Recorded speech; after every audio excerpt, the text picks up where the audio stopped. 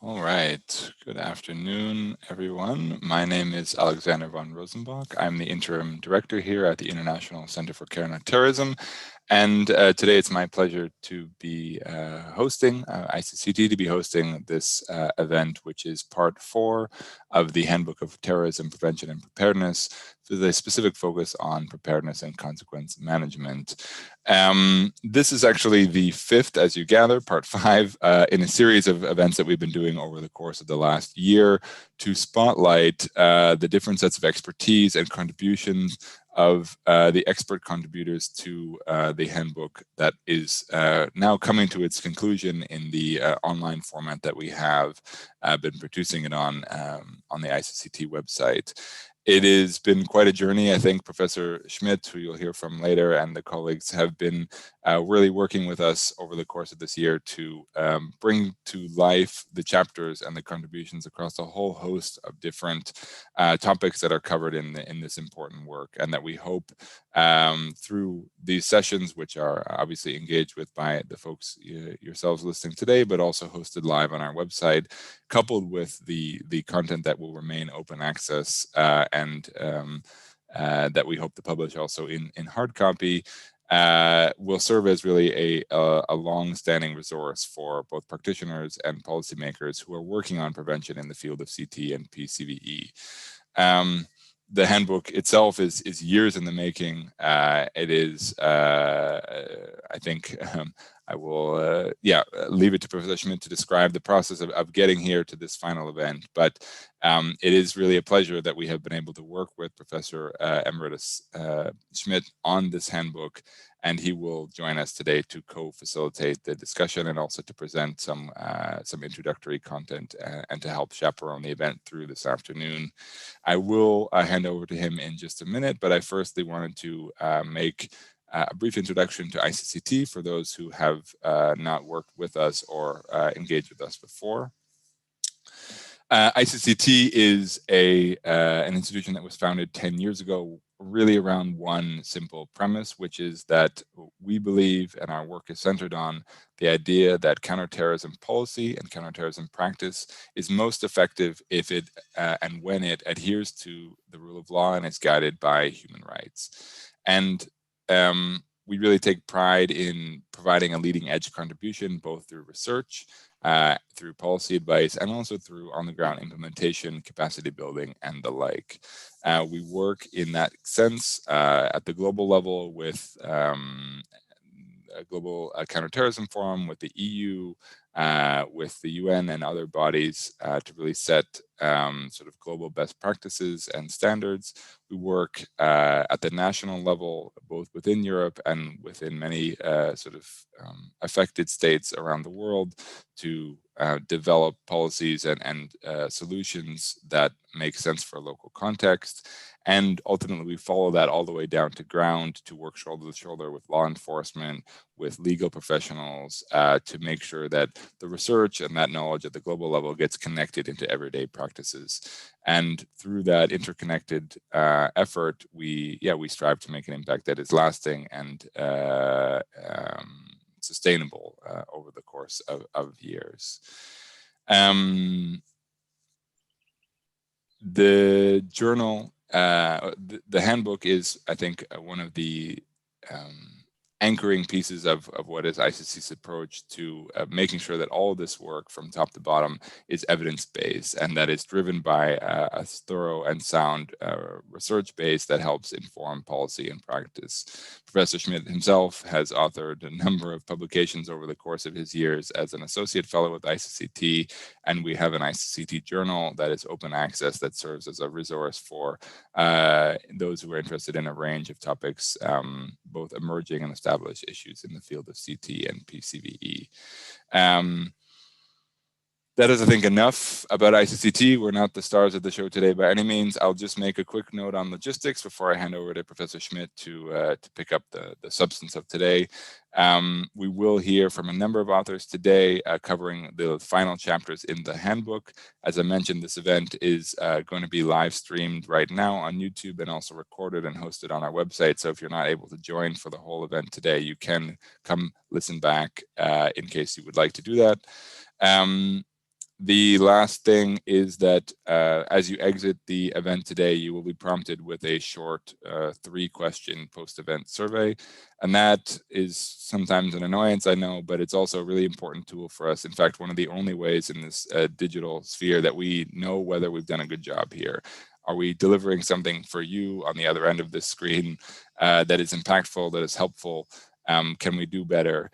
And we will continue to drive forward with these kind of events in the future. So we really welcome and appreciate if you can spend just a minute or two to give us some input here to help shape future events. So take a look at that survey when you exit the event today at 5:30.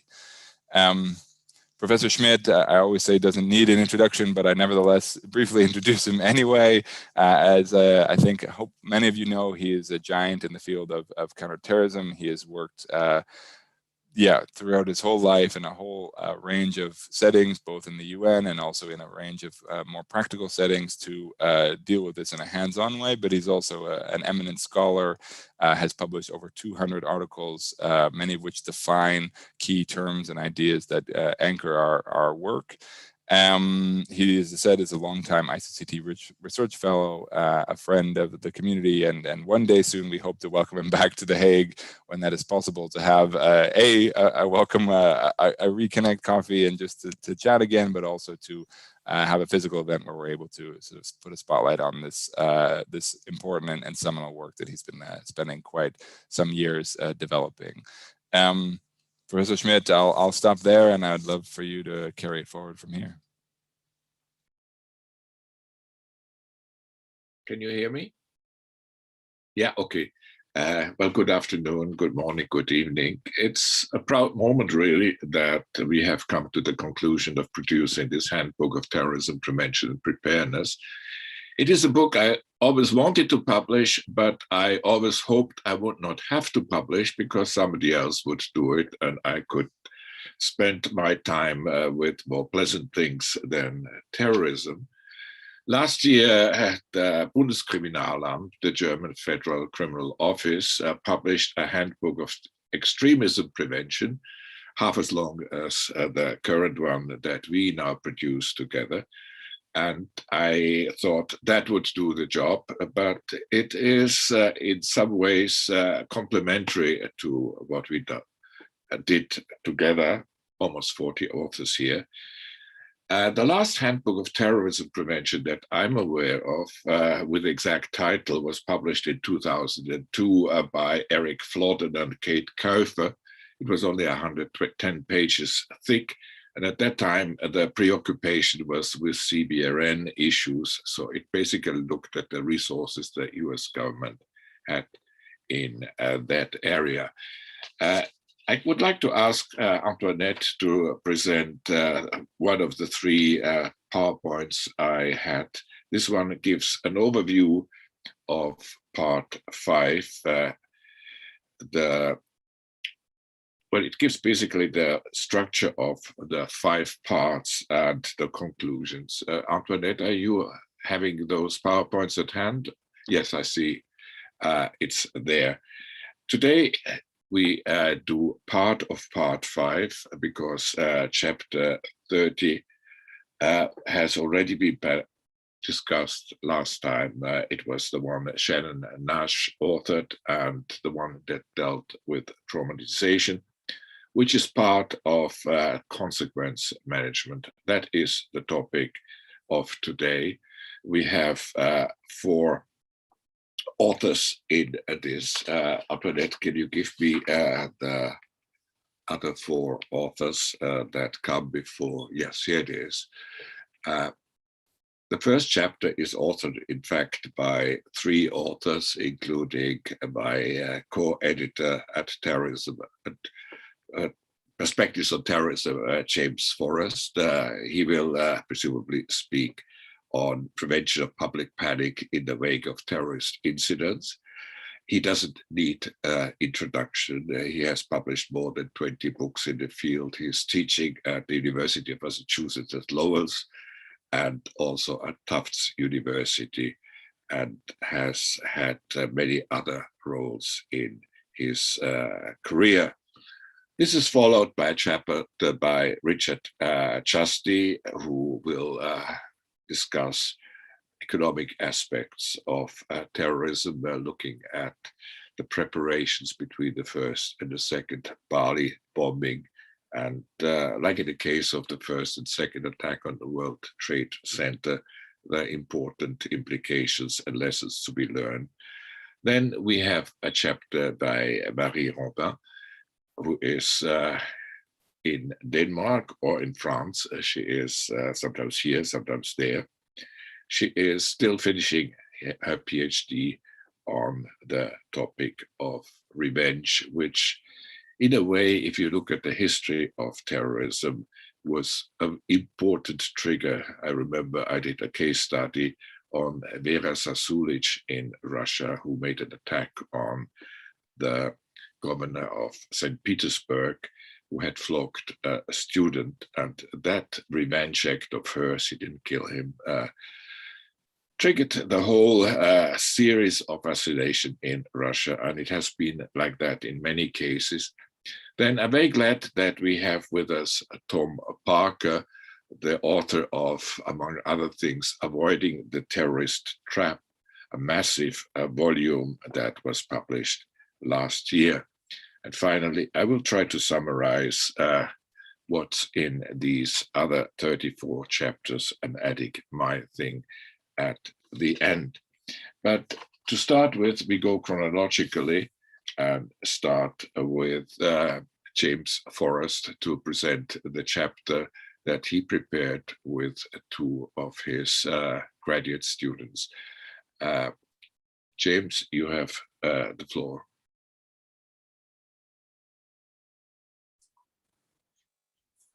Thank you, Alex. Hopefully you can all see me here. Greetings from New Hampshire. Good to see you, Alex. It's been a while since we've seen each other face to face. We've been working to produce these 6 issues of the journal every year, and it's all through email. So my co-authors and I, Juan and John, you have to have a J to be a co-author, evidently with me, in your name. We discussed among ourselves how to address the presentation of this chapter in a brief amount of time. And we felt that one of our doctoral students, John Colautti, would be best served to produce this presentation. So he worked up the slides in consultation with Juan and I. And I'm going to have John turn on his camera and do the presentation for us, and I'll fill in with any questions that the audience may have. Let me just quickly introduce John. He's a former career-long corrections officer. He was actually involved in the Boston Marathon case with the handling of Dzhokhar Tsarnaev. He's just completed his comprehensive exams, and he's going in his dissertation level here at the UMass Lowell. Fascinating doctoral student. Juan is also on the call, and Juan can chip in the chat with any insights he may have as well. But I think John's a great presenter, and so let me just turn it over to him, and I'll be in the backup. John? How are you? Can you hear me? Looking good. Hello, everyone. My name is John Colautti. I'm one of the contributors of Chapter 31, where we discuss the prevention of panic in wake of terrorist incidents. Before I begin, the authors of this chapter, Juan Merizalde and Dr. James Forrest, would like to thank ICCT, as well as Professor Alex Schmid, for putting this important collection of works together and really bringing together a valuable resource for everyone. Juan and I would also like to thank Dr. James Forrest for bringing us in on this project and his mentorship during this putting together this body of work. So if we could move to the next slide. When cinema and television convey, public reaction following a terrorist attack, oftentimes it is portrayed as the typical response involving public panic. These disaster myths serve as rationales for inappropriate emergency responses, but that are often not supported by empirical evidence. If you can move to the next slide. So we begin by disentangling, 3 terms that are often lumped together and intertwined. The first one is fear. And we talk about the human emotion, how it's stimulated by a complex array of sensory brain mechanisms that are only further complicated by personal experiences. Fear is often influenced by a range of both formal as well as informal information. So panic differentiates itself in the acute form, often involving a loss of self-control, followed by non-social, non-rational flight. It is very much different from the natural fight or flight response, which is a product of human evolution. When we examine terror, terror is a state of mind related to panic in a conceptual way, but one which undermines rational assessment and response.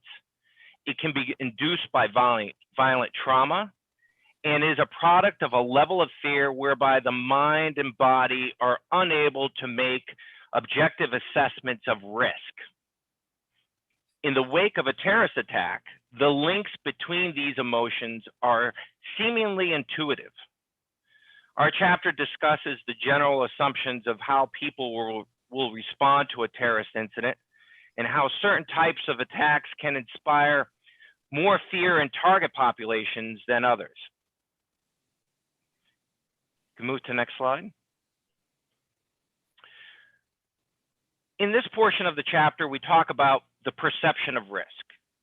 And the perception of risk is often influenced by individual knowledge and control of the event, as well as familiarity with the size of the incident. Studies have found that people behave in pro-social and rational ways following a disaster. This chapter highlights studies which report little to no panic following an incident, but rather most people exhibit characteristics involving resiliency, cohesion, and cooperation. But we also discuss conditions which can increase the risk of public panic, those circumstances which can exacerbate panic and fear. People will likely act in their best interest given their understanding of the situation and what they believe to be true. An informational void or misinformation can directly impact risk perception and hinders beneficial solutions. Next slide, please. It's important that we highlight the essential importance of community resilience through the development of processes and capacities which allow a rapid restoration of normalcy. This involves rapid recovery from attacks, as well as major accidents and disasters. Mitigating panic involves reducing levels of uncertainty and instilling confidence and trust between both the community and the government. We break these down into three themes. The first theme is preparation, which are pre-event tasks often associated with ways of addressing effectiveness and organizational planning. We discuss how effectiveness increases in proportion to organizational planning, how we prepare supplies, chain of command, jurisdiction, community awareness, training. All those efforts that are put in prior to the incident play an important role at mitigating panic.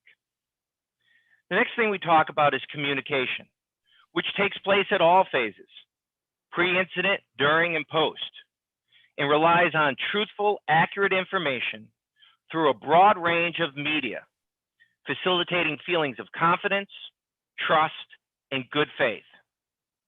We point out how the lack of information and misinformation create the opposite effects. Lastly, we talk about empowerment.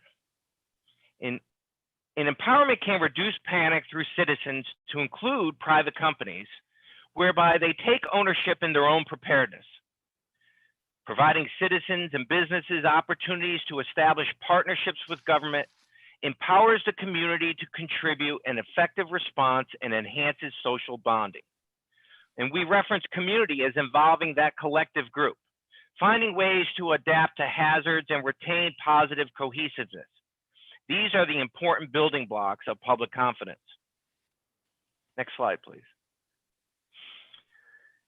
In an ongoing process involving consistently addressing vulnerabilities and improving shortcomings, this is an essential ingredient towards improvement of both resiliency and effectiveness. This involves honest acknowledgement that although may not measure every response to be taken, it does anticipate those essential areas that need to be addressed. It's important to point out that it's unrealistic to have an expectation of 100% security, regardless of preparation. We talk about politically polarized societies and how infighting and distrust can erode resiliency and exacerbate negative conditions. Lack of clear understanding of which programs and initiatives exemplify best products or best practices are one of the reasons why this field of study needs to be examined further. Answering questions of how do we assess preparation, pre-incident planning preparation, what is effective communication, the methods of empowerment that are most effective. This includes identifying data and methodological approaches for the development of sound scientific research. Policies should consider the social efforts to curb media dramatization and political fear-mongering intended to play on people's anxieties. And lastly, the last slide, we talk about unification of evidence-based findings. Using research results in combinations with policies and strategies to increase resiliency and reduce panic. This involves a commitment and investment in both improving research and in preventing public panic. Thank you. Thank you for that. We take questions after the individual presentations at the end. So if you allow me, we go to the next chapter, 32, which compares the economics of reconstruction and recovery in the case of Bali. It's presented by Richard Chasdi, who is a professorial lecturer at the George Washington University. He's also associated with Nanyang Technological University in Singapore and has authored several massive volumes, including the award-winning Serenade of Suffering, A Portrait of Middle East Terrorism. He's a frequent consultant of radio and TV station. And I pass the floor to Richard. Are you there, Richard? Can you hear me?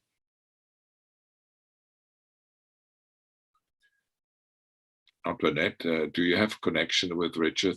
Yeah, I see him. Okay, thank you, Professor Schmid. It's great to see you, and thank you so much for this wonderful opportunity, and thank you, ICCT, for the same. What I want to do is talk a little bit about this book chapter, which uses the Bali 1, 2002 and Bali 2, 2005 bombings to showcase what the economic consequences of terrorism are, with particular focus on the tourism industry and related service sectors. Next slide, please.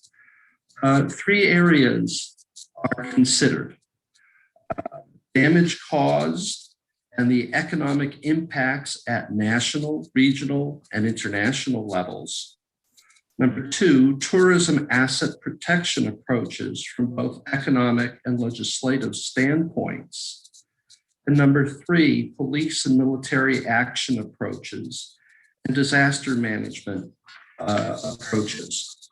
So what I thought I would do is provide, next slide, please, a framework in terms of a comparison of some of the economic costs based on insured losses with respect to a comparison of natural disasters and the Bali 1, Bali 2, and 9/11 disasters.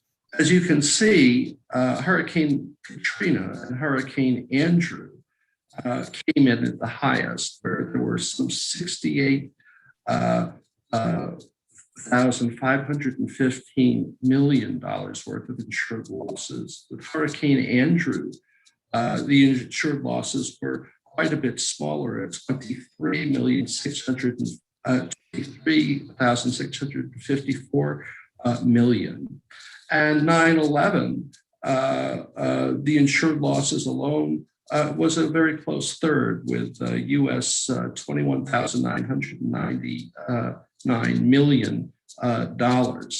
With respect to Bali 1 and Bali 2, Bali 1 caused an estimated 1,800 or $1.8 billion to 2,000 million or $2 billion in lost international and domestic tourism earnings, and resulted in a decrease of hotel occupancy by 44.6%. Bali 2, which was not carried out by Jemaah al-Islamiyah per se, but by a splinter group called Al-Qaeda in the Malaysian archipelago, which was led by Nordin Mohammed Top, primarily worked to compound the economic effects of Bali 1 and cause further psychological damage.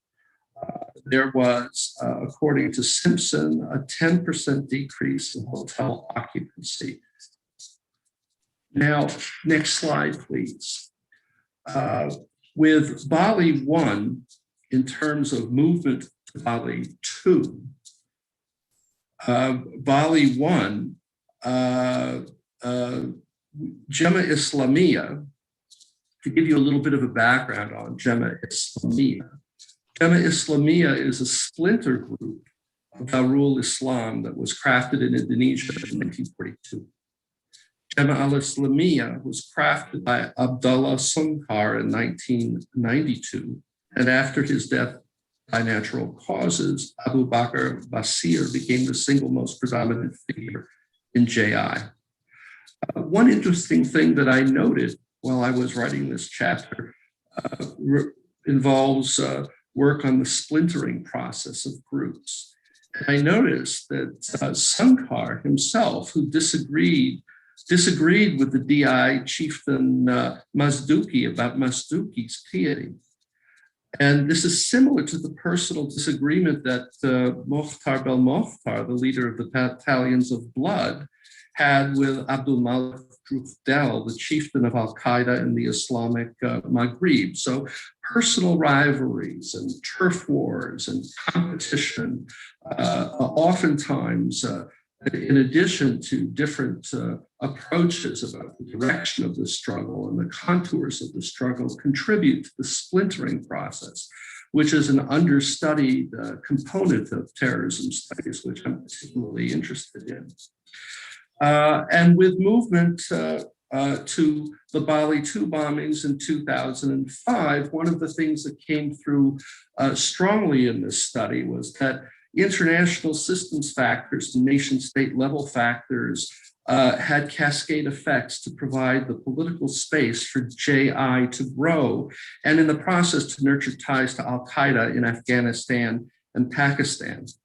And so in a way, this approach really utilized the neo-realist three-level analysis approach of Kenneth Waltz with third, second, and first image level factors to look at international factor effects, such as the Asian economic crisis of 1997-98, the SARS virus outbreak, the global war on terrorism, the war in Afghanistan, as well as to look at nation-state level factors that included the fragility of the Suharto regime, which ended in 1998. What followed, the economic crises that affected many, if not most, marginalized Indonesians that the Suharto regime was largely indifferent to.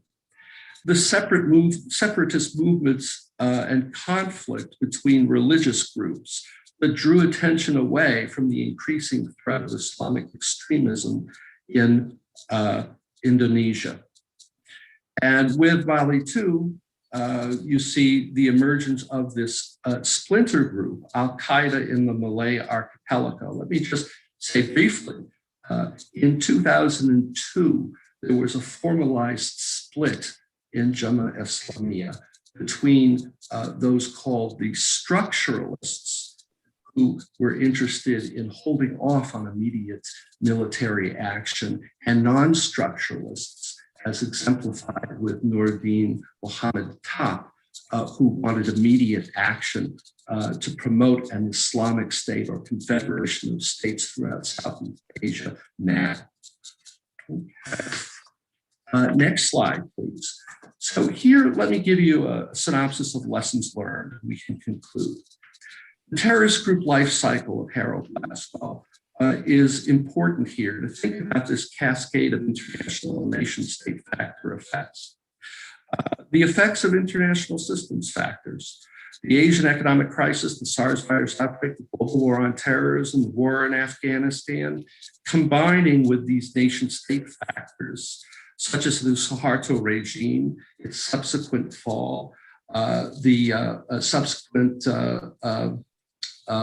regimes of Habibie and Wahid and Megawati as comparatively weak, at least until the Bali I bombings with President Megawati Soekarno Putri.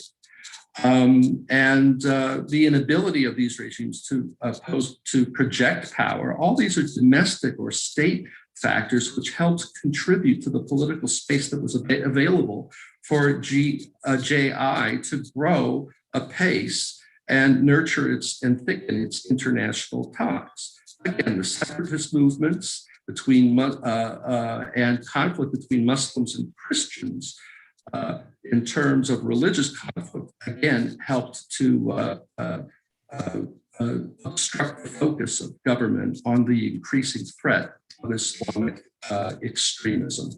And then organizationally, I think the creation of the Indonesian National Police, Polri, and Indonesia's army, and again, the competition in terms of turf wars and appraisals of the other was an important thing. To conclude, what the lessons learned here involved was the importance of economic diversification, need for countries highly dependent on tourism to diversify the economy to promote economic and societal resilience. And my colleagues and their focus on resilience is an incredibly important point. And we can think of resilience as, we can distinguish between societal and governmental resilience. And in terms of definitional purposes, one US government definition describes this as the ability to bounce back to pre-existing levels, however you operationalize and measure that pre-existing levels prior to attack. Another point is the importance of civil society and its intrinsic nature, and in terms of its ability to combat terrorism in effective, sustained ways. The need for opportunity structures to express political and economic frustrations and feelings of marginalization and other similar sentiments. Next slide, please. Multilateralism. The need for anticipatory government-sponsored insurance programs in Indonesia, for example, where you have non-state actors such as the IMF and World Bank perhaps helping to fund insurance programs similar to example to the United States insurance anti-terrorism insurance program. And one way of thinking about this was to fund worldwide programs as well. And in the broader sense, the importance of multilateralism and to think about multilateralism within the context of what Phil Williams describes as wicked challenges that crisscross national boundaries and require the kind of close integrative collaboration and cooperation. Another point would be the importance of effective political institutionalization, where bureaucracies, including the army and political parties, reflect broad segments of society. And lastly, the importance of effective counterterrorism legislation. So, for example, while the United Nations designated Jemaah Islamiyah as a terrorist group until it was not until, I'm sorry, I have a date here. It was not until 12 years later that the Indonesian government designated Jemaah Islamiyah as a terrorist organization. Negative sanctions with teeth, effective organization of security forces to facilitate more seamless coordination.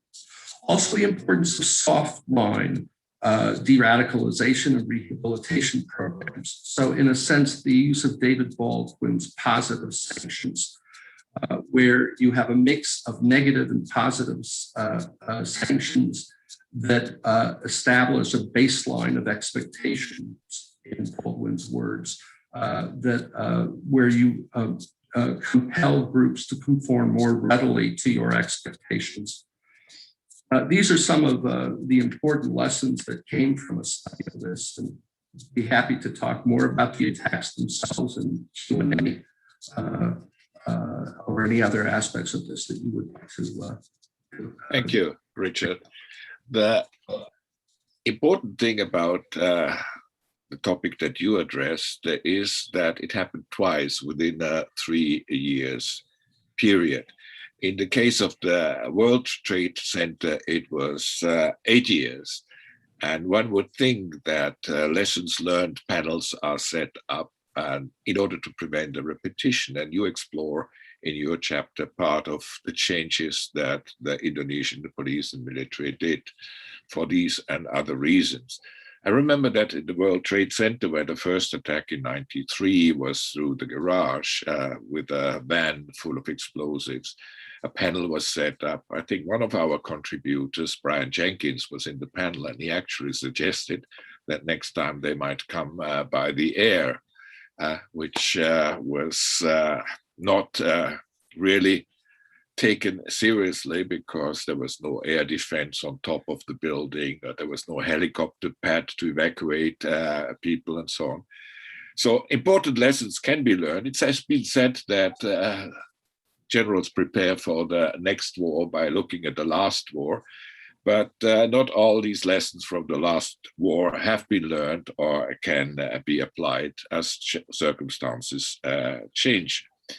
We now turn to Marie Robin, who has written a whole dissertation on the topic of revenge, and part of her thinking on this goes into the presentation that she gives us now. Are you online, Marie? I'm here, thank you. Okay, good to see you. Hello. Thank you, and thank you so much, Professor Schmid, as well as everyone at ICCT for putting together this amazing resource. I've been reading all the chapters and I've learned so much already, so thank you so much for that. And thank you for letting me be a part of it. So I want to present my chapter on revenge. And as you said, this is the topic of my dissertation, which is super exciting.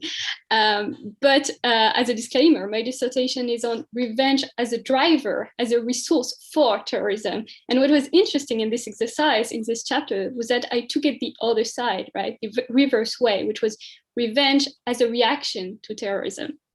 So what I want to do in the short time that I have is to first present the context, what is the problem, as well as what are the reactions, the revengeful reactions that we observe, and finally, how can we prevent them, which is the purpose of the chapter, right? So starting with the context and the problem. What we realize, and many people in the literature already realize that, is that direct victims of terrorism, of terrorist attacks, usually don't call for revenge, don't usually ask for additional violence. And one famous example in France, where I am, is the case of Antoine Léris. So Antoine Léris lost his wife at the Bataclan Concert Hall back in November 2015. And he wrote this very beautiful Facebook post just a few hours after the attack. And I will just translate 2 sentences, which is, "You won't have my hatred. Friday night, you took the life of an exceptional human being, the love of my life, the mother of my son, but you won't have my hatred. We are two, my son and I, but we are stronger than all the militaries of the world. I don't have much time to give you. I have to pick up Melville, who is waking up from his nap. He's 7 months old. He will eat his snack like every day, then will play like every day. And all his life, this little boy will challenge you by being happy and free. Because no, you won't have his hatred either. And what I find strong in this statement is the refusal of giving out into hatred and vengeance. And on the right, you have Arnaud Lançon, whose brother was a Charlie Hebdo journalist. And Philippe Lançon, his brother, survived, but Arnaud Lançon today is a very prominent voice on Twitter for tolerance. And in this context of this tweet, he was wishing all the best to the defense teams while the Charlie Hebdo trials were starting last year. So he was really saying everyone deserves a fair trial and good luck, basically, to the defense teams. If I can have the next slide, please. But the problem is that although the direct victims of terrorism don't call for revenge, other people within the population actually do. And what I do with this chapter is to show several examples. So here, of course, you have the prominent case of Brenton Tarrant, the Christchurch assailant, who took revenge, supposedly, for Ebba Åkerlund, a Swedish girl who lost her life back in 2017. So next slide, please. What I want to show in this chapter is what are these passionate and illegal reactions to terrorism, and how can we prevent them from occurring? So today I won't be dealing with the why question, which is why do they happen in the first place and why should we prevent them? But if you're interested, I can answer about this during the question time, or you can read the chapter. Hopefully it's explained there. And next slide, please. So what are the reactions to terrorism? I draw a typology made of two continuums. The first continuum is based on the level of violence, and the second one is based on the level of institutionalization. And from there, I distinguish 4 types of reactions. So of course, we have the non-violent types of reaction, which could be, if non-institutionalized, for example, the anonymous network fight against the Islamic State. You know that the anonymous network took several steps to prevent and to hack Twitter accounts from the Islamic State, for example, as well as from Al-Qaeda. But you also have some more institutionalized form of vigilantism, which are non-violent. For example, the Identitarian movement, who is organizing patrols, for example, at the border between France and Italy in order to prevent migrants from entering.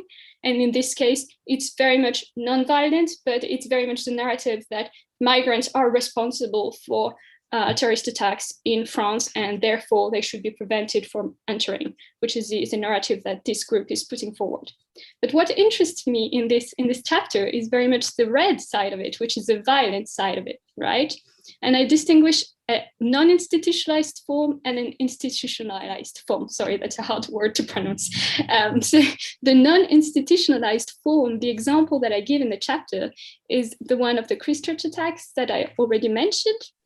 Brenton Tarrant also, although he organized his act for several years, was actually acting alone with a manifesto. And in that sense, I argue that it's non-institutionalized. On the opposite, some forms of vigilantism and reactions to terrorist attacks are very much institutionalized. And it's the case of the Civilian Joint Task Force in Nigeria, for example. So it's a paramilitary group acting against Boko Haram in Nigeria, in the Maiduguri state, in the Borno state around the city of Maiduguri, excuse me. And this group took arms against Boko Haram fighters and largely contributed to escalating the conflict. So what I did in this chapter is to propose this typology of the 4 types of reaction. And then for each case, I developed a bit of the case study that you have here, the example. And I invite you to look at the developments that I have here, because I don't have time today to develop. Next slide, please. So what can be done to prevent those vengeful and illegal reactions to terrorism, especially focusing on the violent ones? Because in the why part, I argue that those ones should be prevented in priority. So I distinguished 3 sets of measure in the chapter. first we should fight the need, then the divisions, and then the means. So next slide, please. Yeah, thank you. So when it comes to fighting the need, the argument, which is not revolutionary, it's already in the literature, is the idea that vigilantism and revenge emerge out of the perception of a state as being unwilling or unable to act. And therefore, an opportunity to prevent revenge or vigilantism comes when we reaffirm the state's willingness and capacity to act against terrorist attacks. So what can be done is first to present an accurate evaluation of the threat. This is not revolutionary news once again. If we over-evaluate the threat, then people might need that the state needs help and might actually take the arms in order to fight themselves. And if we under-evaluate the threat, on the opposite, it's also counterproductive because people might believe that the state is lying to them, and this could feed into conspiracy theories and so more suspicion towards the state. We should also offer transparency about the actions taken by the state and its security forces. So of course, there are some security details that can be divulged, but if there are some actions being taken, then I argue that offering transparency about them, even at a broad level, actually strengthen the apparent willingness of the state to actually do something. And then to rebuild the trust between the state and society, and to encourage several recruitments to the military and the police from every segment of society, so that we don't have the perception of certain segments of the population arguing that the state is indeed fighting, but not for them. So basically more social cohesion through trust and some more recruitment throughout all segments of the population. Next slide, please. I also argue that in order to fight revenge and vigilantism, we should fight the divisions that feed them. And in the chapter, I have a propos about the scapegoat phenomena that were developed by René Girard, and how if we use Durkheim's notion of mechanical solidarity, then scapegoat phenomena contributes to designating another responsible. If I can't find a clear responsible for what I suffered, then I might find another one. And in order to prevent revenge and vigilantism, we should make sure to establish a clear distinction between terrorists and ordinary citizens. And what happened in France, for example, after 2015, was an increased discrimination towards Muslim populations, with several Saudi flags, for example, being burnt in the streets, attacks towards mosques in the north of Paris, as well as several cases of aggression of Muslim people in the metro. We should also promote inter-community dialogue as well as inter-community media. And the last measure should be to counter statements that seek to recall again and again past terrorist attacks. So on this one, if I want to be more precise than what I wrote here, it is, of course, the anniversary and the commemorations are needed, and that's something that I argue at the beginning of the chapter. But what I argue is the fact that we have several political parties, especially, who are instrumentalizing past terrorist attacks in order to securitize, if I go into the securitization theory aspect of it, in order to securitize past terrorist attacks and justify extraordinary measures of constraining civil liberties, for example. Next slide. Thank you. And then finally, I argue that in order to prevent revenge and vigilantism, the solution is to fight the means of actually carrying out violence in the society. One of the first measures that I developed in the chapter is about reviewing the legislation on the private possession and use of arms. We know that in the United States, the amendment allowing for the use of weapons contributed to an increase in terms of vigilant acts and private justice systems. While in New Zealand, after the Christchurch attacks, for example, the Prime Minister Jacinda Ardern took measures in order to strengthen the system of guarantees that they have. So in order to buy a gun in New Zealand, you need to have 2 people guaranteeing for the fact that you exist and you won't use these arms for bad purposes. And what happened with the Christchurch attacker, was that one of the guarantor actually didn't know the attacker in real life, only through video games and virtual forums, and that worked for him to get access to a weapon.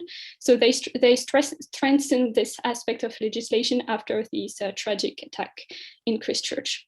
And finally, in order to prevent revenge and vigilantism, we should ensure accountability and judicial sanctions within the rule of law against those who acted in the past as vigilantes and avengers. Put simply, if someone is taking the justice into their own hands and carry out violence in order to respond to terrorist attacks, then they should enter the judicial systems, and be prosecuted as such, so that the state is shown as willing to punish and to sanction this behavior. Next slide, please. Thank you very much. And sorry, that was very fast. It was a challenge for me to do it only in 10 minutes. But thank you again for the opportunity, and I look forward to the question and discussion. Thank you, Marie-Romain. We look forward to your dissertation. When will that be defended? So I need to submit by November 2022. So I still have some time. Okay, thank you very much. We now turn to Tom Parker, who I think is at the moment in Nigeria. He is well prepared for terrorism and knows what prevention is, having had 2 close encounters with terrorist bombings in the past.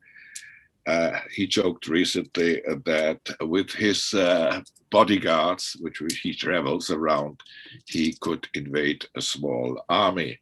Tom, are you online? I am. I just made it through Lagos traffic in time to join you. So yes, I'm here. Welcome then. You are talking about your chapter, Prevention of Human Rights Violations and Violations of Humanitarian Law while Fighting Terrorism, summarizing some of your findings from the huge book, almost as big as this handbook, which you published last year. So you have the floor, Tom. Thank you very much, Alex. So let me introduce myself for those who are not familiar with my work. I basically work at the nexus of human rights and sort of efficacy arguments in counterterrorism, because it's a really neglected field. Human rights advocates and human rights defenders, they won't talk in terms of efficacy because they're focused on law and morality. And there's always a concern that making efficacy-based arguments may turn around and bite them, because obviously if it could be proven that certain methods are effective, say for example torture, then one's undermining the international human rights regimes that prohibit them. But I've, as Alex alluded to, spent a lifetime in the field working as a practitioner. I'm not an academic by background, but I'm a former British Security Service officer and somebody who works primarily training law enforcement, intelligence, and military counter-terrorist officials around the world. And I've come over time from experiences in the Balkans and the Middle East and now in Africa to really see in action the benefits of a human rights-based approach from the point of view and perspective of them actually being a pretty effective rubric within which to respond to terrorism. And in my book and in this article, I wanted to set out to make that argument by drawing basically on 2 things in my analysis. First, what I believe is a fairly defined and well-articulated terrorist doctrine that you can find in terrorist publications and statements. And then also just in the historical record, as one looks at conflict after conflict after conflict around the world, you can see certain tactics and certain approaches playing out again and again and again. There's nothing particularly new under the sun. I was recently, it's not in the article, I was recently reading something about the Ku Klux Klan and the Reconstruction era in America in the 1860s and 1870s, and was fascinated to find not only did Union officials refer to the Ku Klux Klan as terrorists, they also used military commissions, torture, and a variety of the other extrajudicial techniques used after 9/11 in their initial response to the emerging threat from Confederate veterans in the South after the end of the Civil War. So there truly is, interestingly, nothing new under the sun, and quite frequently no lessons learned from the previous iteration of this experience. Can I have the next slide, please? So my basic argument, it sort of resides in this overarching understanding of terrorism as a contingent political strategy. For me, the genius of terrorism is it's all about turning the state's strength against it. Terrorists are always marginal. They represent a very small fraction of the population, and an even smaller fraction of that fraction is actively involved in aggressive or violent activity. So, you know, as a consequential threat, they're relatively minor. They magnify the impact of their actions by provoking a state overreaction. And that is explicit. You find that said again and again and again in terrorist doctrine and terrorist manuals, going from someone as early as someone like Sergei Nechayev and then Narodnaya Volya. But you'll see it all the way through, whether it's Michael Collins, a whole variety of other publicists on the subject. Because they know that certain things will result from those draconian security measures. An infringement of civil liberties, a restriction of civil rights, the infringing of established human rights protections, polarization, radicalization, an increase of people who are pushed into their constituency, and this benefits them. And we've known this for a very long time. There's a great article that I use quite a lot in the chapter, written by David Fromkin all the way back in 1975. It was written for Foreign Affairs magazine. It's an article about ETA, the IRA, the Red Brigades, and Baader Meinhof. But everything he says, and he says it beautifully, I think applies to every conflict we've seen since, and pretty much every conflict before.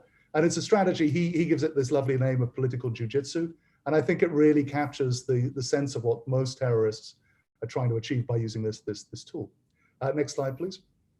So to put it very, very simply, this illustrates, in a nutshell, it's actually of all things a cartoon from a Chinese newspaper, but I think it captures it perfectly, right? Really what you're trying to do is to get your target to awaken the, I suppose a Marxist would say the sleeping proletarian consciousness, right? You're trying to awaken a wellspring of antipathy or perhaps hatred against you by getting the state to act in a certain way that provokes that response. Next slide, please. So in my work, I argue that there are basically 6 core themes of terrorist doctrine.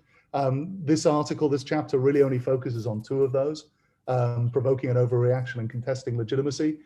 Just for the sake of completeness, the other 4 for me are the waging of asymmetrical warfare or asymmetry, attrition, the long war doctrine, being prepared to be in there for the long haul, the use of propaganda by deed, the use of revolutionary prototypes and martyrs, and then we have these 2 of provoking an overreaction and contesting legitimacy. And what you see on this slide here, just a selection of some of the people talking about the use of political violence that have explicitly talked about this. Some people, it's a reference they make in a larger argument. Some people actually build an entire system around this. And the probably one of the great examples of that would be the Federico Krutwig, who you see here, not a member of ETA, but a Basque separatist who was tremendously influential on both the way that ETA thought about its patrimony, but also the way that ETA went about its business. And he developed a thesis that he called action, repression, action, which I talk about a little bit in the article. But there are many other people that have made similar arguments. Khaled al-Hassan has a theory he likes to call consecutive detonation. But you'll see these sorts of things referenced again and again and again. Most recently, perhaps, and most famously for people listening to this presentation, would be in De Beacon, the article about the elimination of the gray zone. This idea about trying to get rid of the middle ground, trying to get rid of the moderates, and then actually force people to choose one side or the other. This polarization in society. Very articulated, very frequently articulated, very persuasively, very consistently. I'm not aware of any terrorist organization that has ever articulated its strategy in writing that doesn't talk about doing this. The other core one is contesting legitimacy. I would argue that terrorism is all about contesting the right to rule with the state, and the arguments about the legitimacy to rule are vested in core values, appeals to patriotism, appeals to rights-based systems, and trying to undermine the state while at the same time promoting the rightness of your approach is a pretty core part of terrorist doctrine as well. And again, you can see many people that I've listed here that talk about this. While I wouldn't consider Nelson Mandela a terrorist per se, his speech at the Rivonia trial about the use of political violence is one of the most elegant and sophisticated articulations of this issue, and why one has to, when forced into a corner, pick up the sword because you have no other options left. But this is something, again, and I should stress, it is not unique to activists on the left or the right, religiously informed activists, nationalist activists. This is something that we see across the full spectrum of terrorist activity, and both in terms of philosophy, in terms of the temporal spread and the geographic spread. Next slide, please. So I'm just going to give you some quotes in the next two slides to give you a flavor of some of the people that I reference in the chapter. I've tried to sort of bring in as many original and relevant voices as I can, both in my chapter and in my book. I try only to quote people. My book is an 850-page book about human rights that I think actually quotes somebody from the human rights community maybe once. I'm much more interested in what terrorists say about it and what active counter-terrorists say about it, the heads of security agencies, intelligence agencies, and people involved in the fight against terrorism. And so what I've done here is I've pulled out some different statements that illustrate these different points. Fromkin talks about the boomerang effect in his article. The earliest use of that phrase, boomerang effect, I've actually been able to trace back to the Irish War of Independence and a gunman who was a member of Michael Collins' squad actually talking about it. So I mean, this concept's been around a long time. So we have three people here. The first, Georgios Grivas, was the leader of IOCA, a force that wanted to unify the Greek population of Cyprus, well, the island of Cyprus, with Greece when it was still a British sovereign territory. And he was quite successful. And here you have his quote. I'm just going to have to reduce the photographs here so I can read it all. The weapon used by the British was force, but it was found that the harsher the measures resorted to by the British, the more the population became estranged from them and inclined to our side. Des Long was one of the founders of the Provisional IRA. He put it a little bit more prosaically. Every fella who gets his head cracked open by a policeman's baton, it actually says a peeler's baton, is a potential recruit.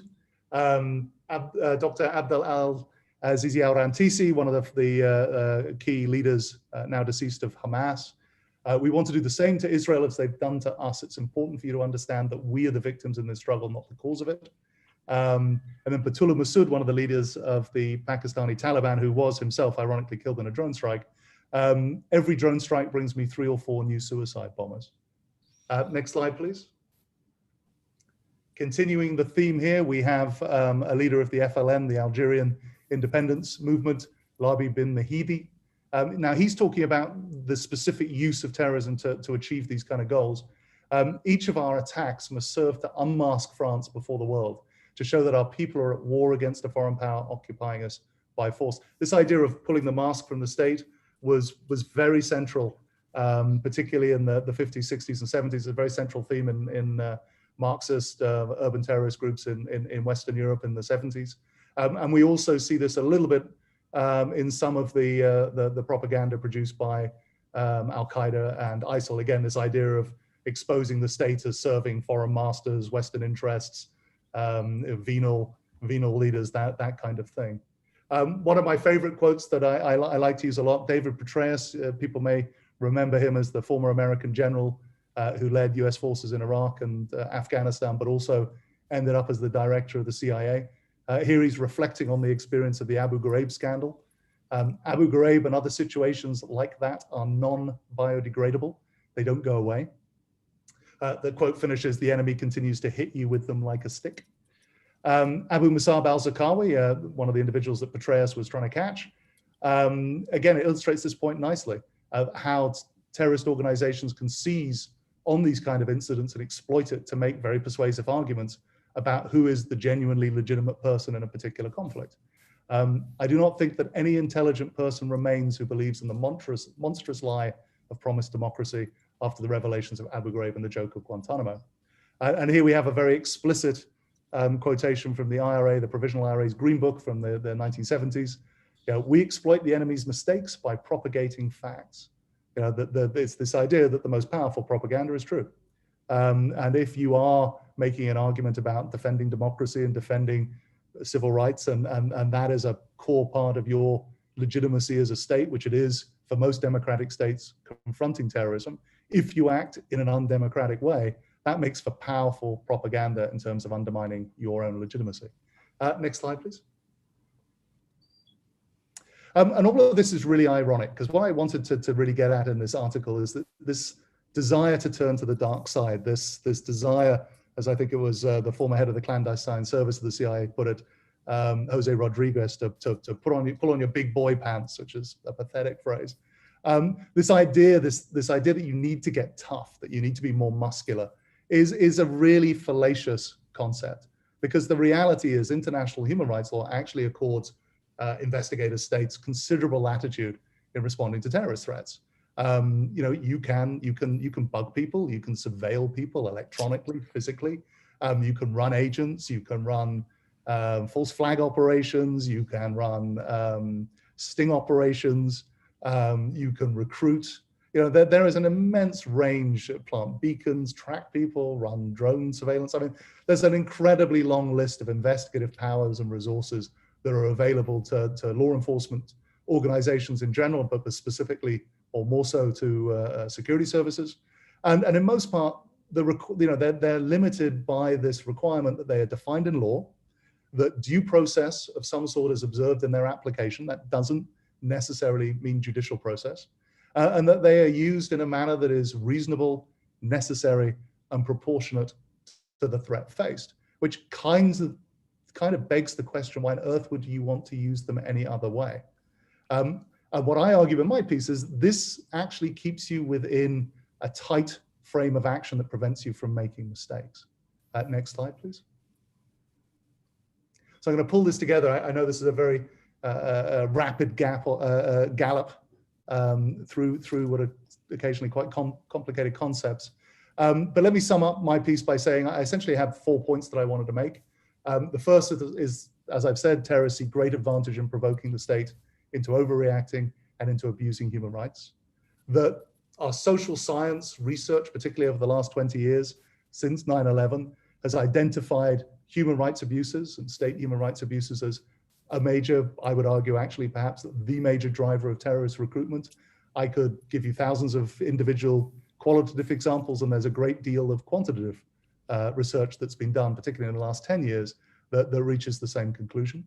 I want to leave you with this strong sense that international human rights law allows states considerable latitude to respond to terrorist threats, but it also sets the limits that stop states falling into the trap that's been set for them. And then finally, I want you to leave you with an idea that I've been playing with a lot recently. You know, there's an awful lot of talk in government about resilience and the resilience of critical systems and infrastructure and public morale. But I've never really heard a meaningful discussion in national security circles about the resiliency of law and of values, of moral values. And I think that is an argument that we have neglected, or a discussion that we have neglected very much to our detriment in the last 20 years. Next slide, please. So I'll leave you with a little analogy to ponder. Terrorism is often described as the war of the flea, a phrase that was coined originally by Mao Zedong. But people often misunderstand the analogy that Mao is using, because if you read it, what he's talking about is not actually so much the flea bites. Mao actually writes, the damage is not really done by the flea bite, but by the dog scratching at the bites. And this is a really, really important insight, because it means that the existential threat, the genuine existential threat, and the real meaning of that term, it's not posed by terrorism, but it's actually posed by how we respond to terrorism. Because the only significant, lasting, consequential damage we can do that is done to us by terrorism is by ourselves and the manner we respond to it. So the phrase that I like to use is the war of the flea is actually all about the dog. And with that, let's just have the last slide if you want to know more. Alex was kind enough to reference the book. This is the book to accompany the publication of this chapter. The publisher's been kind enough to throw in a couple of discount codes, which it being an academic book are well worthwhile because it's quite pricey. Anyway, thank you very much. Sorry to rattle along so quickly. Thank you for your patience, and I'll hand it back to you, Alex. Thank you. That was a masterful summary. Actually, the pyramid in the Louvre that you see there, that was 200 years ago, exactly the place where the guillotine was placed by Robespierre. So it's a place that has some memory. It comes now, yeah. Terrorism in every sense. Mm-hmm. Now I'm trying to come to my last chapter, which I wrote and rewrote several times. I began the first of our 5 webinars with a sentence by Benjamin Franklin from 1736, "An ounce of prevention is worth a pound of cure." And in the 35th chapter, I tried to answer the question, what exactly goes into that ounce of prevention when it comes to terrorism? The contributors of this volume have brought up many, many things. Many of them overlap in their recommendations. And here I try to summarize some of the findings of more than 35 authors of more than 1,000 pages of what I hope will be an authoritative handbook. What I did, and that is explained in the subtitle that refers to the general, Bundessekretary General's plan of action to counter violence, to prevent violent extremism from 1935. I compared the findings of the authors of this handbook with the findings that this report, that took more than a year to prepare, came up with in 7 areas which he covered. This report was a collective work of internal and external advisors of Ban Ki-moon, then Secretary General, and actually one of the principal drafters of that plan of action is right on the screen. It's nobody else than Tom Parker. So things come full circle.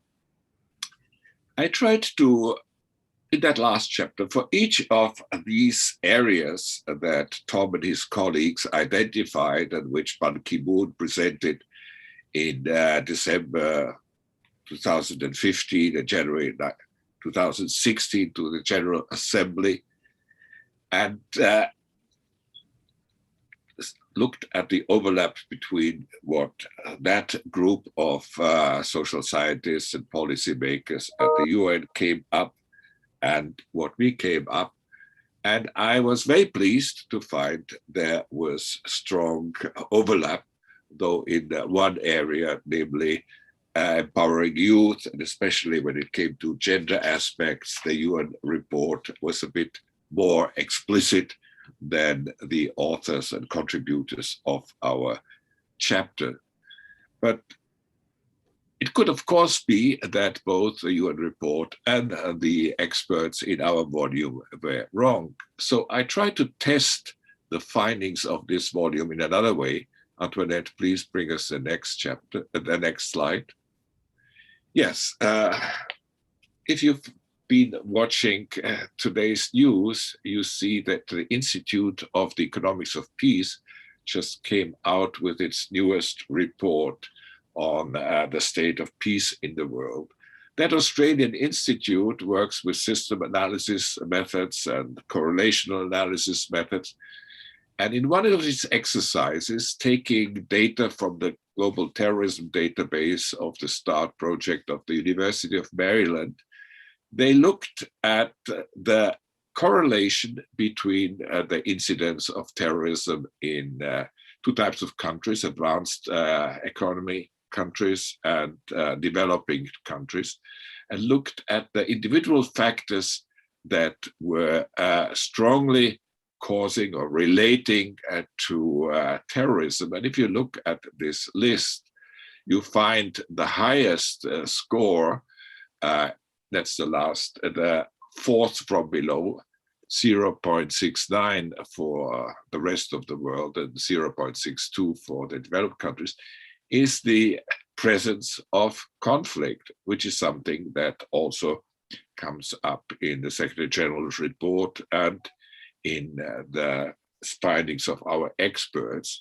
We find that some other factors are strongly related, like physical violence, which is a bit of a euphemism because it refers to state repression that is both in developed and in developing countries strongly relating to terrorism, which feeds into what Tom Parker just said.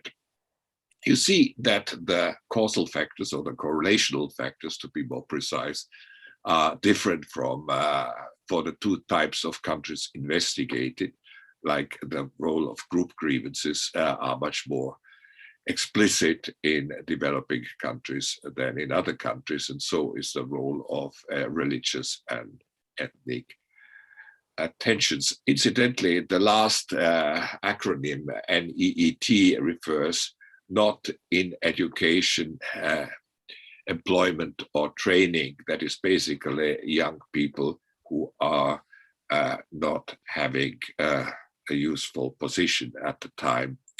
And there's been a thesis that poverty doesn't cause terrorism, and even unemployment is not as strongly related to terrorism as one would think.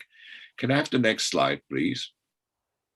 Here are some of the findings of the Institute for Economics and Peace, and I highlight just 3 of them because they also appear in the pages of our volume among the findings of our experts. So both the findings of a quantitative nature by the Institute for Economics and Peace in Australia and the findings of the expert group of the drafters of the UN Plan of Action come close or overlap with the findings of this volume. And this triangulation gives me some confidence in going further with pushing our recommendations. Antoinette, can I have the next slide?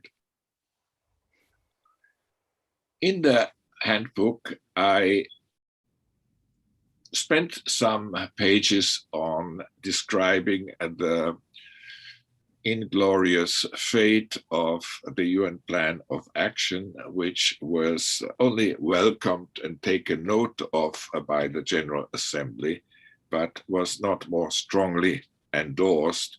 It was not submitted like a Security Council resolution under Chapter 7 of the UN Charter, which makes it mandatory for member states to implement them. So the implementation of these recommendations, and there are over 70 in the UN Plan of Action against extremism, and the whole plan of action is in fact as an appendix added to the chapter, adding another 20 or so pages.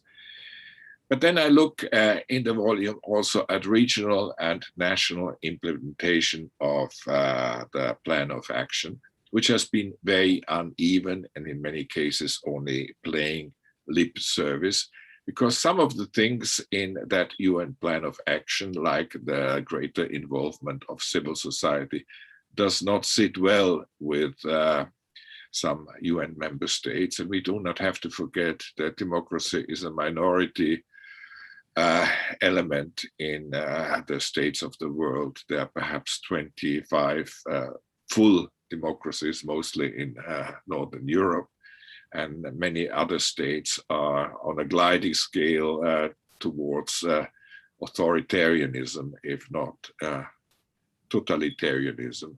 So this is unfortunately the situation in the world.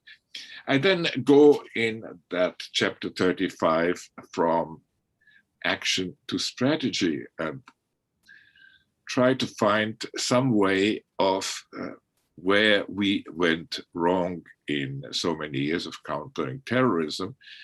And the one point in this definition of strategy, which I crafted based on Thomas Friedman and others, is the second last point, that a strategy has to be based on sufficient insight into the adversary's current and evolving interest, objectives, and strategy, including its strengths and weaknesses. This is exactly the strategy that the terrorists observe, according to Tom Parker.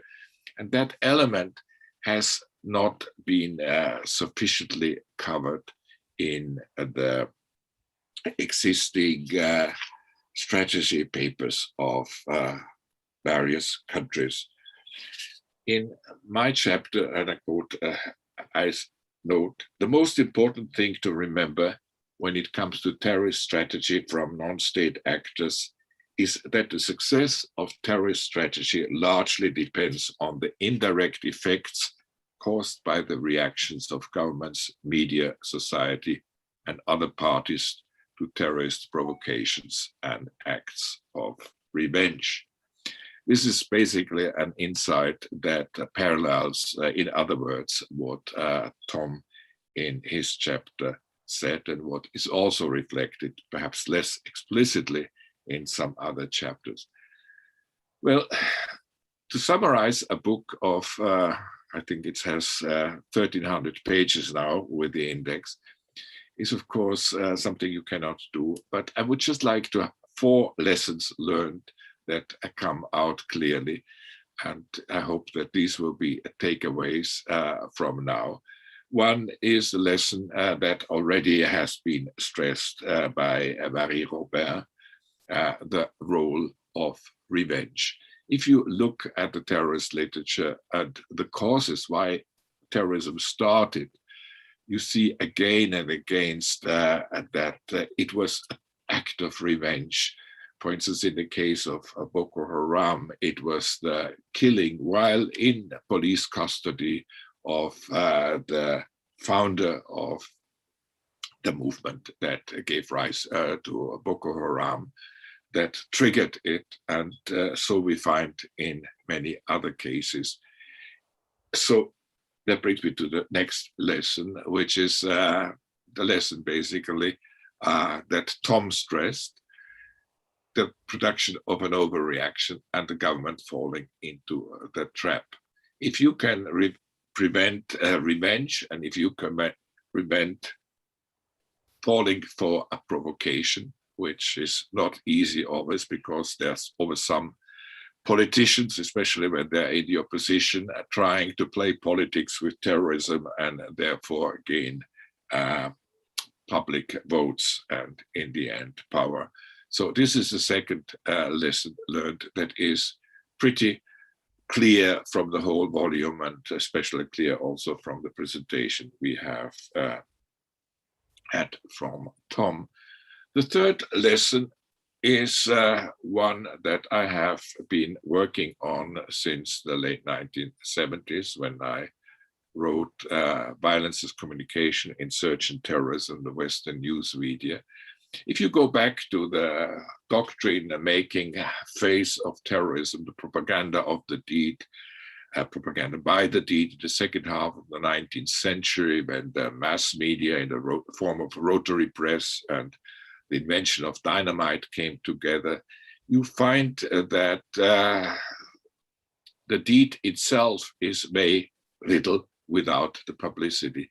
Unfortunately, the chance to get heard, to spread the word of the terrorists, is getting bigger and bigger, especially now with the social media. And the answer to this, of course, is guidelines by the media themselves, also by the governments, perhaps temporary news blackout. But one has to be very careful in this area. And you find in chapter 80, which I wrote on media and terrorism, the pros and cons of various types of delayed news release and so on. But terrorism is, depending on the oxygen of publicity, its narratives need to be countered by counter-narratives, but counter-narratives that are more than words, that are matched by deeds, so they have authenticity and legitimacy. Can I have the next slide?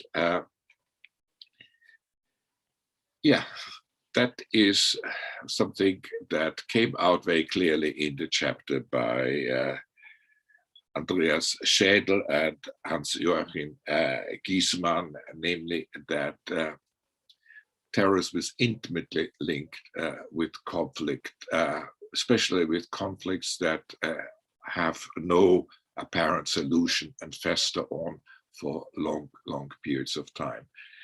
Such conflicts can, of course, not always be avoided. If it's a domestic conflict, it is important that you stay within the rule of law to prevent escalation. If it's an international conflict, the best thing is not to get involved, but that is for sometimes not possible when a humanitarian crisis threatens. So it has to be done with a framework of international law and a mandate from the United Nations. So these four lessons, I think, are the main lessons of the volume. Can I have the last slide?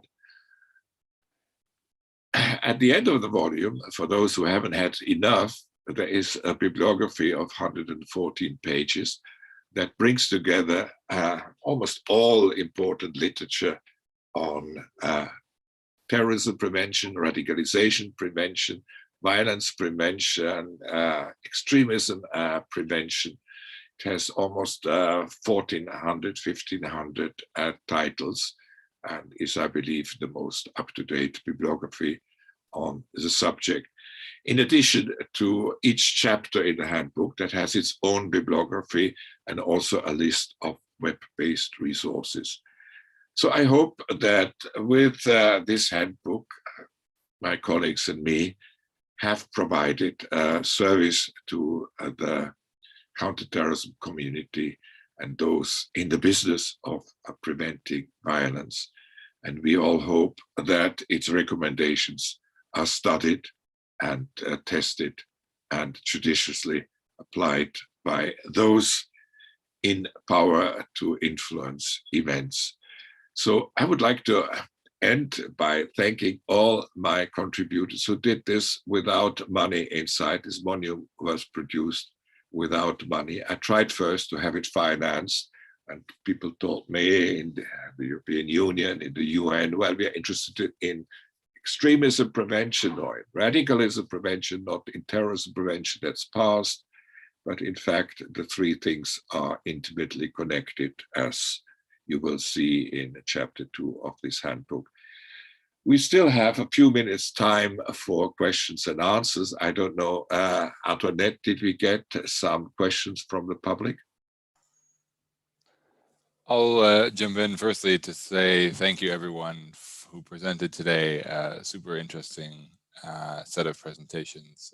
I tend to scribble down pages of notes and then not have enough time to follow up, but I'm really keen today to follow up with a number of you on the chapters that you wrote, but obviously also the content you presented today. So thanks for the contributions. I do know we are coming close to time, so I just wanted to say again, thanks to those who have joined us. If you have to jump away, we understand.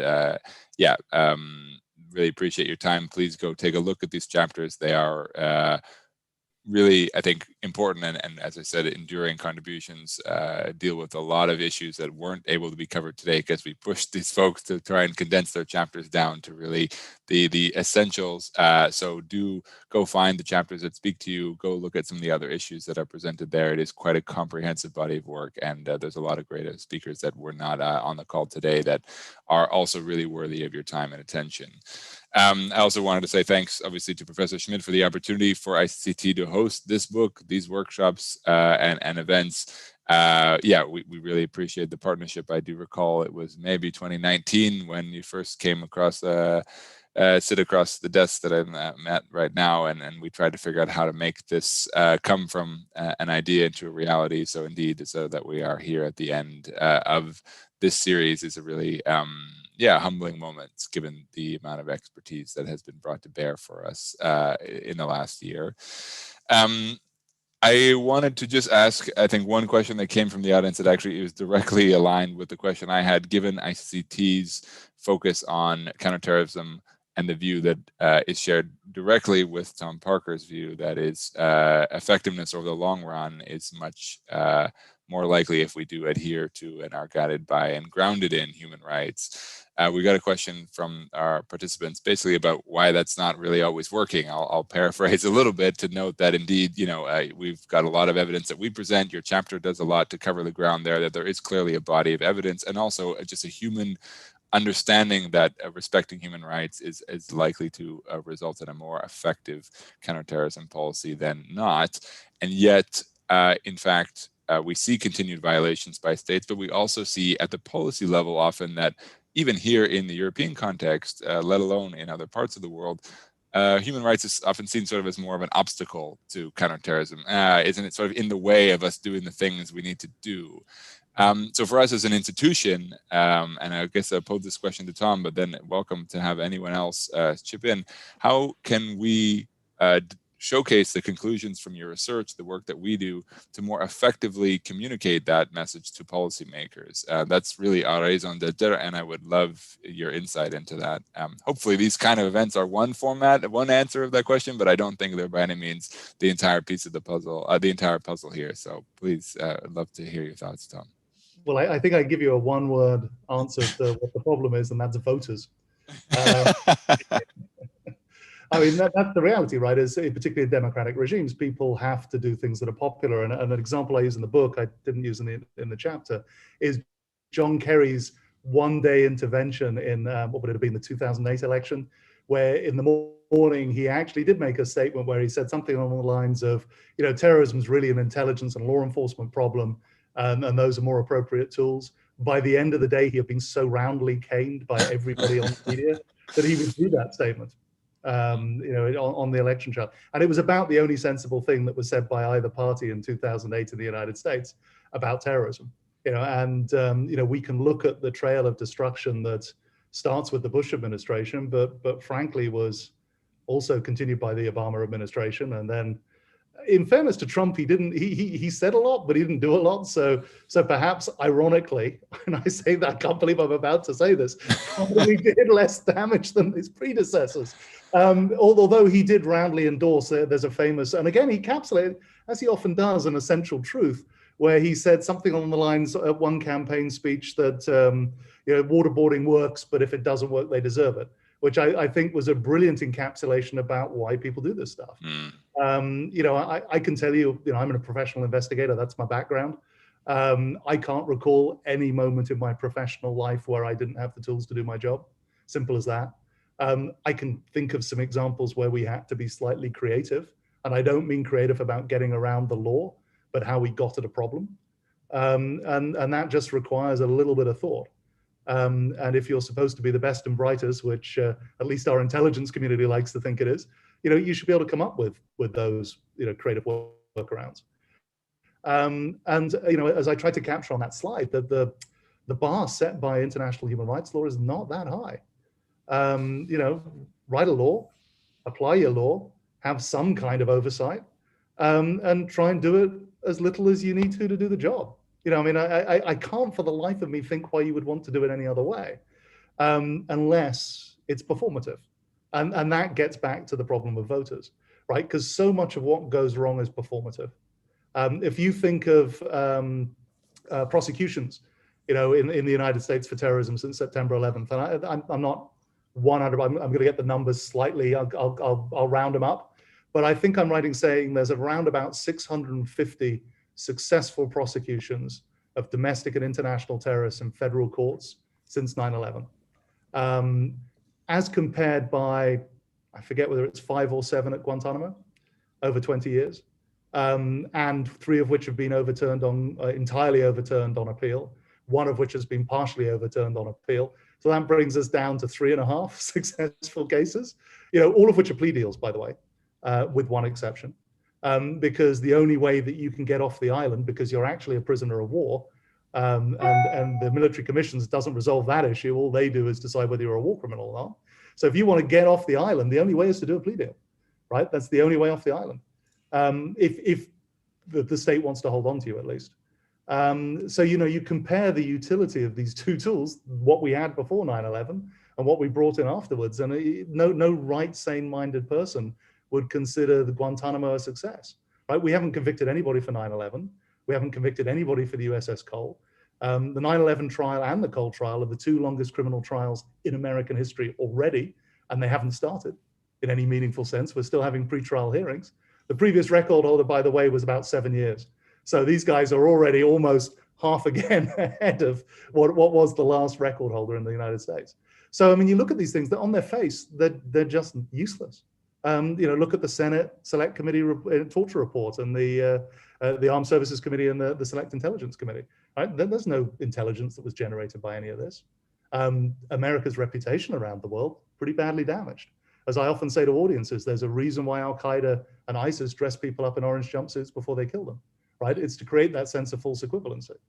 And I do believe it's a false equivalency, but our actions have made it a much more plausible equivalency than it was before. And you just read. I mean, my book's is 800 pages long because there are so many bloody examples, right? And once you start looking for them, you just fall over them in every book you read. Provoking that overreaction, trying to get the state to stand exposed as the fascist oppressor that you're arguing that it is, in the loosest sense of fascism.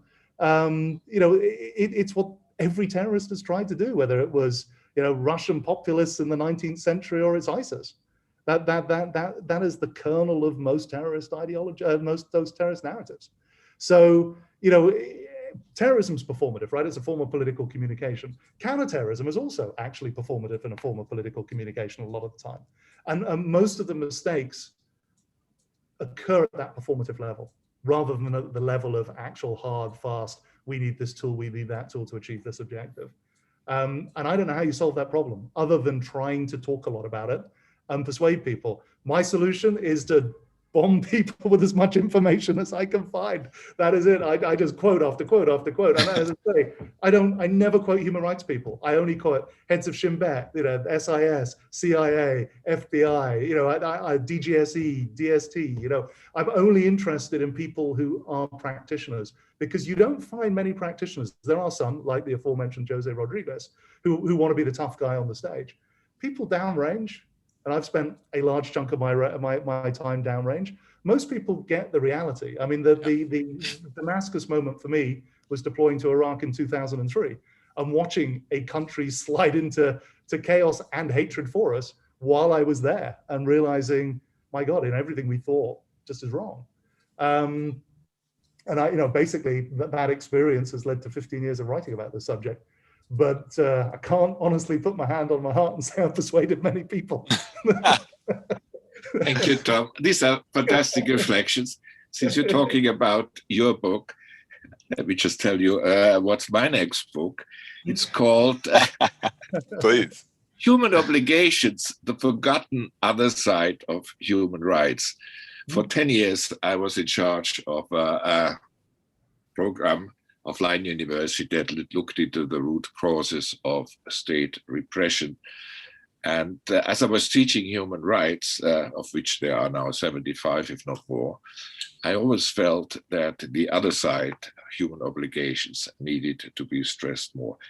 But I will not go into the propagating that book. I will be glad if somebody is going to buy the present one. Actually, you don't have to buy it. It's free online, and soon will be also available as a PDF that you can download, so that you don't have to download each chapter. But the authors themselves of this handbook will get a nice volume from ICCT delivered to their snail mail home address. I don't know when it's in their mailbox. Can you tell us when? I just saw the draft here in the office today, so it is becoming a reality. I can't quite pin you down a date, but it is. We have our test case in the hand, so it's. That's good to know. Yeah, that is actually the only payment we can make to the contributors of these volumes. They were all very generous in giving us their time and their insights. And I'm so glad that this book is available for free for everybody interested in prevention, rather than a thick volume of it costing £200 or dollars that only libraries can afford. So I would like to thank ICCT for making this available, and I would like to thank all 38 other contributors to this volume for generously sharing their time and insights with us. I bow from you. Bye-bye. Thank you. Thanks, everybody. Really appreciate your time and contributions.